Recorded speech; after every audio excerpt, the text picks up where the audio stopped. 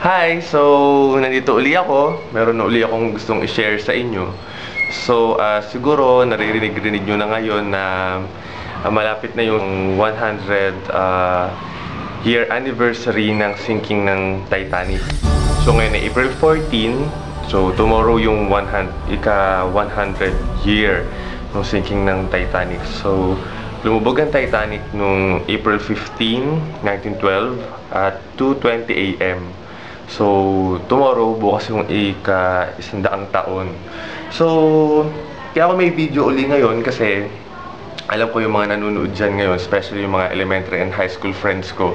Alam ko na alam nila kung gaano ako sobrang hook sa Titanic. It's not about the story of Jack and Rose. Hindi yun eh.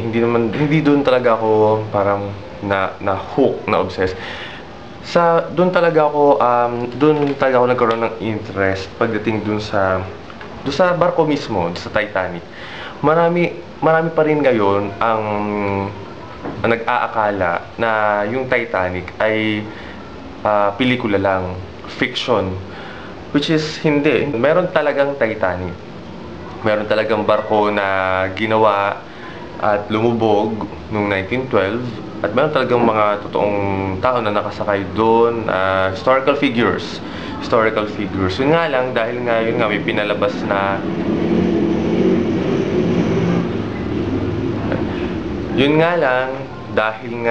si James Cameron ay gumawa ng film. So, mas ginusto niya na syempre to add some flavor dun sa movie. Nag-add siya ng mga fictional characters. So, yun nga sina Jack, sina Rose, Carlton Hockley, kung sino-sino pa.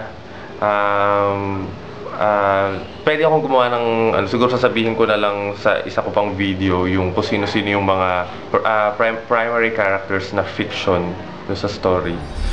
So, nasabi ko nga kanina na alam ng marami kong elementary and high school classmates na talagang masyado akong interesado sa Titanic, kung gaano ako ka-addict sa Titanic noon. Nagsimula yung aking obsession. Actually, hindi nga lang siya obsession, talagang addiction pagdating sa Titanic noong 1997. Yun yung year na pinalabas yung film ni James Cameron. So, ever since na nakita ko yung trailer niya sa TV, so talagang parang nakuha agad nung trailer yung interest ko. So, panunuorin ko talaga to. Ever since I was a child talaga, mahilig na talaga ako sa mga disaster films. Mga may sumasabog na bulkan, lumilindol, mga lumulubog na barko, yan, katulad nga ng Titanic. So, syempre, talagang nakuha talaga ng film, yung na-capture ng film yung attention ko. At talagang mas lalo na nung napanood ko talaga siya. Imagine, talagang kitang-kita ko, talagang lumulungad ako nung nakikita ko yung barko, lumulubog na siya, nung nabali siya. So, simula nun, parang talagang na-imprint sa utak ko yung barko eh. Talagang sobrang addicted ako. Tanda ko pa nga nun, alam ko marami sa mga classmates ko makaka-relate. Halos nauubos, hindi halos, talagang nauubos yung supply ko ng bond paper sa bag ko. Kasi laging ang ginagawa ko, pinagdidikit-dikit ko siya, yung short bond paper, pagdidikit-dikitin ko siya ng 3, tapos magdodrawing ako ng isang malaking barko doon, i-drawing ko yung buong Titanic doon, in detail. So, nung lumipas na yung panahon, yun nga, sobrang paulit-ulit ko siya dinrawing, nasa ulo ko na siya nasa ulo. So, tanda ko din noon, wala pa naman kami nung computer. So, talagang umaasa lang ako sa library.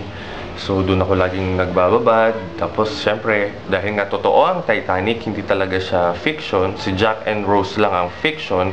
At kung yung iba pang characters doon, syempre, makikita talaga sa maraming encyclopedia yung about sa Titanic. So, yun, talagang nagbuklat ako, nag-research ako ng all about Titanic talaga.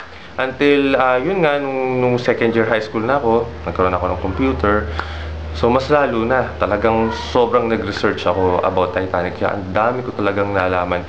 Niloloko nga ako noon ni Mama. Kasi, imagine, simula grade 3 hanggang second year high school, talagang hindi talaga nawala yung addiction ko sa Titanic. Talagang sobra. Sabi nga ni mama sa akin, kulang na nga lang daw. Alamin ko yung pag-utot ng bawat pasahero dun sa barko. Sobra talagang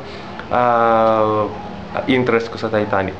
Hindi yung actually yung movie. Maganda yung movie kasi napakita niya yung history ng Titanic. Although yun nga may love story siya. Although syempre meron din dong mga historical inaccuracies Pero in general, talagang makikita mo yung human drama dun sa paglubog ng barko.